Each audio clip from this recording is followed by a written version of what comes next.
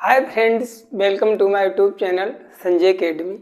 कैसे हैं आप सभी लोग। आज हम लोग केवीएस के बारे में बात करने वाले हैं कि इसका सिलेबस क्या होता है, एग्ज़ाम पैटर्न क्या होता है और डेमो टीचिंग कितने नंबर की आती है, इंटरव्यू कितने नंबर का होता है और मेन बात है आपकी एलिजिबिलिटी क्या होनी चाहिए।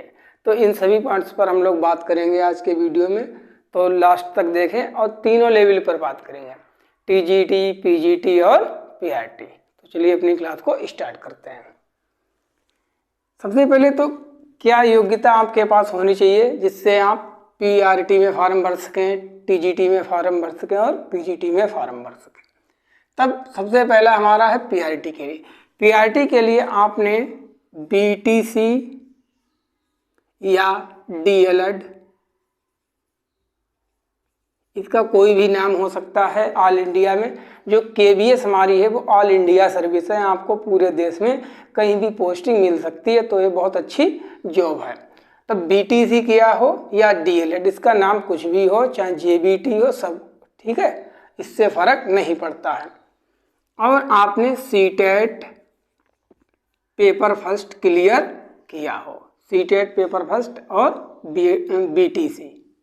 टीजीटी के लिए आपने क्या किया हो, सबसे पहले बात तो आपका ग्रेजुएशन कंप्लीट होना चाहिए, क्योंकि फुल फॉर्म ये, तो ग्रेजुएशन आपका होना चाहिए plus BEd plus CTET paper 2। BEd कर रखा हो आपने, सीटेट पेपर 2 क्लियर होगा तभी आप टीजीटी में फॉर्म भर सकते हैं।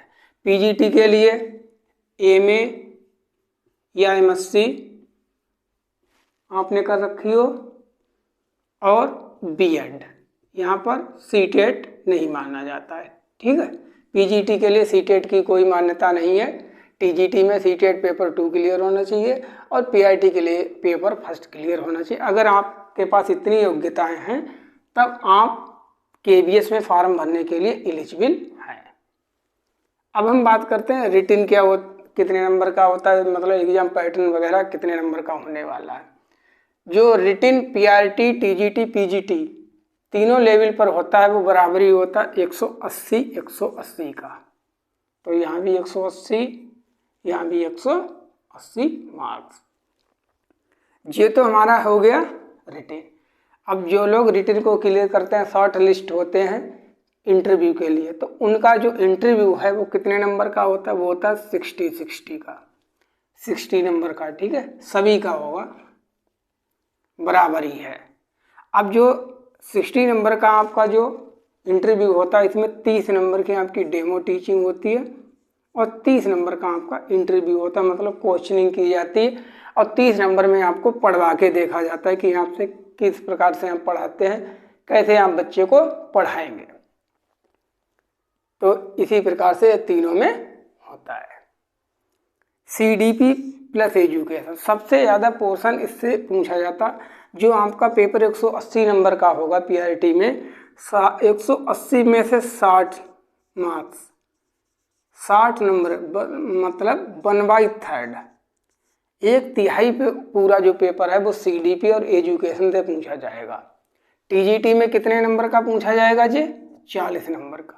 पीजीटी में CDP child development pedagogy 40 number का। सबसे ज़्यादा मेन फोकस इसमें ये सबसे ज़्यादा पूछा जाता है।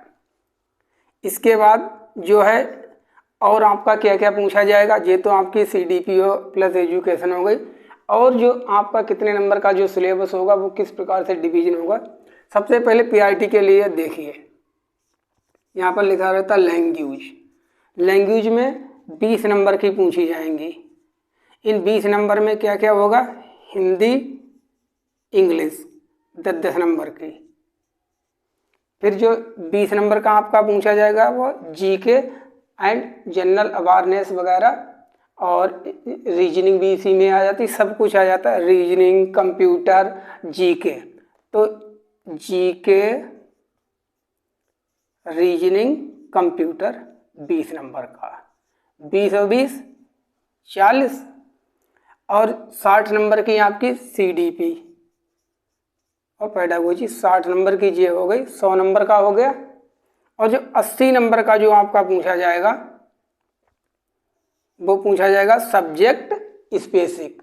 80 नंबर में आपका सब्जेक्ट स्पेसिफिक पूछा जाएगा, यहाँ पर लिख देते हैं, हो सकता है आपको दिखाई ना दे रहा। 80 नंबर जो 80 नंबर में पूछा जाएगा उसमें फिर आपकी हिंदी होगी, इंग्लिश होगी, मैथ होगा और ईवीएस होगी। किसके लिए? पीआरटी के लिए। समझ गए? देखिए 180 का पेपर होना है आपका, टोटल 180 का होगा।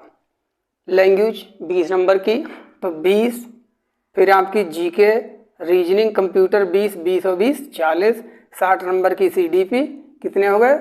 60 और 40 100। 80 नंबर का सब्जेक्ट स्पेसिफिक है जिसमें आपकी हिंदी रहेगी, इंग्लिश रहेगी, 20-20 नंबर की होंगी जैसा भी, और मैथ रहेगा, ईवीएस रहेगी। तो 100 और 80 बराबर 180 हो गया, 180 नंबर। अब आते हैं हम टीजीटी में। टीजीटी में आपसे क्या क्या पूछा जाएगा?